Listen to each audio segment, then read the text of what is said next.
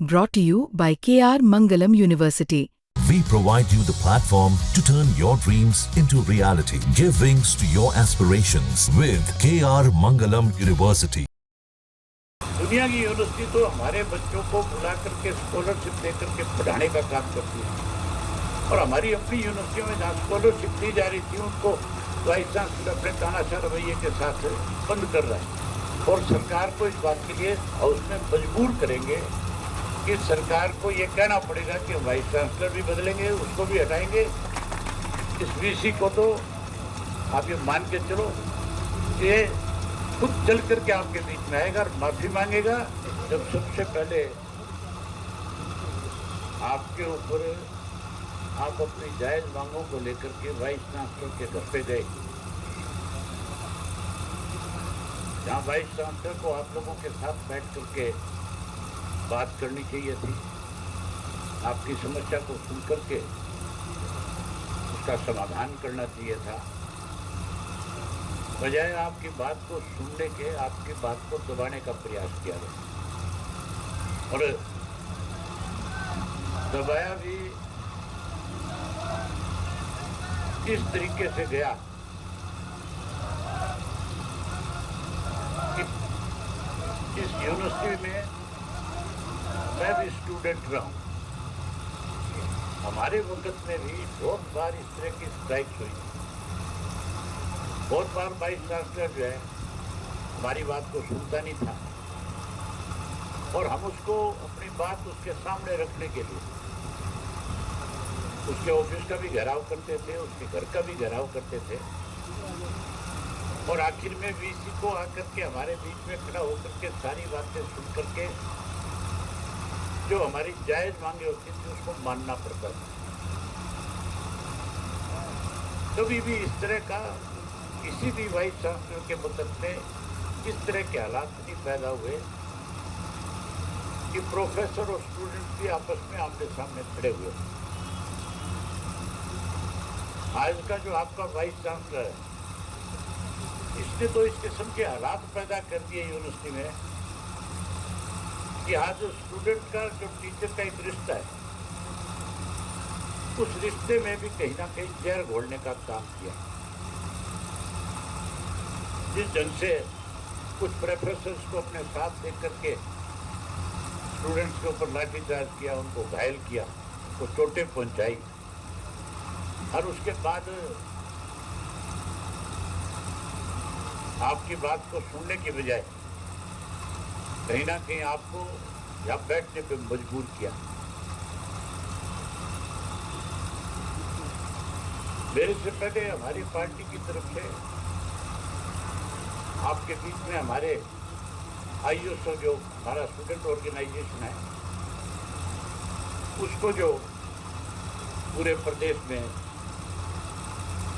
आईओएसओ का जो जगह जगह पे उन्होंने जो संगठन बनाया उसको देखने वाले अर्जुन सिंह आपके बीच में आपको आश्वासन भी देकर के गए और खुल करके कह के भी गए कि हम आपके साथ हैं।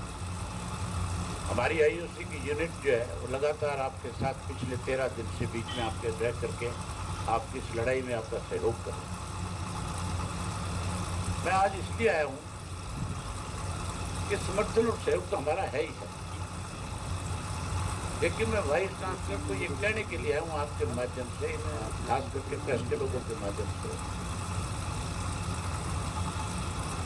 और प्रशासन को भी, जो लोकल प्रशासन जो है यहाँ का, उसको भी ये बताना आया हूँ कि जिन लोगों के खिलाफ एफआईआर में नाम दिए गए, जिन जिन प्रोफेसर ने खुद ने हाथों में लाठियाँ उठा करके, डंडे उठा करके स्टूडेंट्स को पीटने का काम किया, चोटें पहुँचाई है, चाहे उसमें रजिस्ट्रार है, चाहे कोई प्रोफेसर है, चाहे कोई सिक्योरिटी का आपका चीफ सिक्योरिटी अफसर है, उन सबको खिलाफ कार्रवाई होनी चाहिए और उनको तुरंत गिरफ्तार करना चाहिए।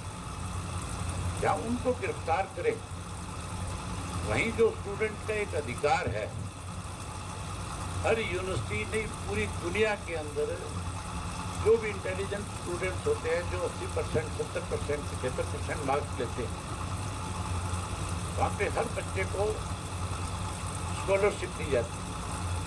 दुनिया की यूनिवर्सिटी तो हमारे बच्चों को बुला करके स्कॉलरशिप दे करके पढ़ाने का काम करती है, और हमारी अपनी यूनिवर्सिटियों में जहाँ स्कॉलरशिप दी जा रही थी उनको वाइस चांसलर अपने तानाशाह रवैये के साथ बंद कर रहा है। उसको बंद करने की बजाय उस स्कॉलरशिप को जहाँ 10,000 दिया जा रहा था 10 के बजाय, क्योंकि समय के अनुसार हर चीज़ में बदलाव होता है, इस स्टाइपेंड को बढ़ाना चाहिए ताकि स्टूडेंट का और ज़्यादा हौसला बढ़े और उसको उसकी पढ़ाई में कोई दिक्कत ना आए। खास करके गरीब जो बच्चे हैं जो फीस भरने में असमर्थ है, उन बच्चों को इससे मदद मिलती है, उनका स्कॉलरशिप भी बढ़े। मैं इसके लिए गवर्नर से भी बात करूंगा और मैं इसके लिए चीफ मिनिस्टर से भी बात करूंगा। उसके साथ साथ विधानसभा का जब सेशन आएगा उस सेशन में आपकी लड़ाई को बहुत अच्छे ढंग से लड़ेंगे और सरकार को इस बात के लिए हाउस में मजबूर करेंगे कि सरकार को ये कहना पड़ेगा कि वाइस चांसलर भी बदलेंगे, उसको भी हटाएंगे, और उसके साथ साथ जिन लोगों ने स्टूडेंट के साथ जबरदस्ती करी है, मारपीट किया, उनके खिलाफ भी सख्त कार्रवाई हो, ये बात भी रखेंगे। मैं तो आपसे एक और बात कहने आया, आपके बैठने से मानने वाले लोग नहीं है। आपको एक कमेटी बनानी चाहिए स्टूडेंट ऑर्गेनाइजेशन की, उसमें हर जाति विशेष वर्ग के स्टूडेंट्स को साथ लेना चाहिए, जो जाकर के बच्चों को सारी बात बता सके, समझा सके, और आप पूरे प्रदेश के अंदर हर यूनिवर्सिटी में जाओ और हर यूनिवर्सिटी के स्टूडेंट्स को अपने साथ अपना समर्थन देने का काम करो। हमारा तो पार्टी का आपको समर्थन है, हमारे स्टूडेंट ऑर्गेनाइजेशन का भी समर्थन है। दूसरी जगह भी जहाँ जहाँ आप जाओगे वहाँ पे हमारे आईएएसओ के जो बच्चे हैं, जो वहाँ पे पदाधिकारी हैं, वो आपके साथ खड़े होंगे और वो आपकी इसमें मदद करेंगे। और आप इसमें एक बड़ी महापंचायत बुलाओ जिसमें सारी पॉलिटिकल पार्टियों के लोगों से भी कहो कि वो सारे आएँ और आकर के आपको समर्थन दे करके जाएँ। आज इस पर राजनीति करने की जरूरत नहीं, आज तो बच्चों को इंसाफ मिले और इस तरह से कोई भी प्रशासनिक अधिकारी या कोई वाइस चांसलर अपनी तरफ से मनमर्जी ना कर सके। इसके लिए आप लोग जब भी हमें बुलाओगे आपके बीच में, हम आपके बीच में आएंगे और आपको खुल करके आपका साथ और समर्थन देने का काम करेंगे। इसके लिए अगर आप कोई बड़ा फैसला लोगे तो उस फैसले में भी हम आपके साथ खड़े हो जाएंगे। अगर तुम अपनी महापंचायत बुलाओ, उस महापंचायत के अंदर मैं हमारी पार्टी के साथियों की जिम्मेदारी लगाऊंगा, वो खुल करके आपका समर्थन करके जाएंगे और खुल करके आपके साथ खड़े होकर के आपकी इस लड़ाई में आप शामिल होंगे। और मैं बहुत अच्छे से इस बात को जानता और समझता हूँ कि स्टूडेंट को किस किस तरीके से यूनिवर्सिटी के अंदर प्रशासन की तरफ से और यूनिवर्सिटी के प्रशासन की तरफ से दबाने के बहुत बार प्रयास हुए। मैंने इस यूनिवर्सिटी में पढ़ते हुए इस किस्म के हालात भी देखे कि भजन लाल जी मुख्यमंत्री थे और हम स्ट्राइक पे थे, और जब हम मुख्यमंत्री से मिलने गए तो मुख्यमंत्री ने हमारी बात सुनने के बजाय हमें लताड़ लगा करके बाहर निकालने का प्रयास किया। लेकिन स्टूडेंट्स की एकता इतनी ज़्यादा ताकतवर होती है, इतनी ज़्यादा मजबूत होती है कि हमारे साथ ना केवल एचयू के बच्चे थे बल्कि जितने भी कॉलेज थे, बाहर में चाहे DAV कॉलेज था, जाट कॉलेज था, गवर्नमेंट कॉलेज था, सब कॉलेजों के बच्चे हमारे साथ जुड़े और हमने भजन लाल को भी इसी यूनिवर्सिटी के प्रांगण से चीफ मिनिस्टर होते हुए भी भगा करके गाड़ी में बैठाने का काम किया था। ये VC तो कोई बड़ी चीज़ नहीं है। इस VC को तो आप ये मान के चलो, ये खुद चल करके आपके बीच में आएगा और माफ़ी मांगेगा, और ना केवल माफ़ी मांगेगा बल्कि अपनी गलतियों का एहसास आपके बीच में खड़ा होकर के करेगा। इस किस्म के हालात पैदा करना आप लोगों के हाथ में है।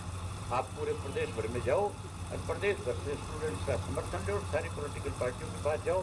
भाजपा की नीति रही है हमेशा से कि लोगों को लंबे समय तक एजिटेशन पे बैठा करके कमज़ोर करना। आपने देखा नहीं, किसान आंदोलन को तोड़ने के लिए इन्होंने 1 साल तक उनको बैठने पे मजबूर किया था, लेकिन उनकी ताकत इतनी बड़ी हो गई थी, उनको इतने बड़े समर्थन मिल गए थे कि आखिर प्रधानमंत्री को भी मजबूर होना पड़ा था, उसको भी माफ़ी मांगनी पड़ी थी देश के किसान से।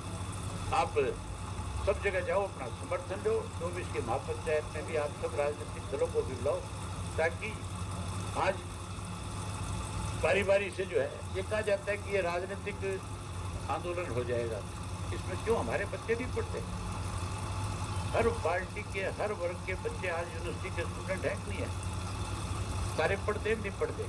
हमारे बच्चों पे कोई इस तरह से जबरदस्ती करे तो क्या हमारी जिम्मेवारी नहीं बढ़ती कि हम आपके साथ आकर के खड़े हो? तो आप निश्चित रहो, हम आपके साथ हैं।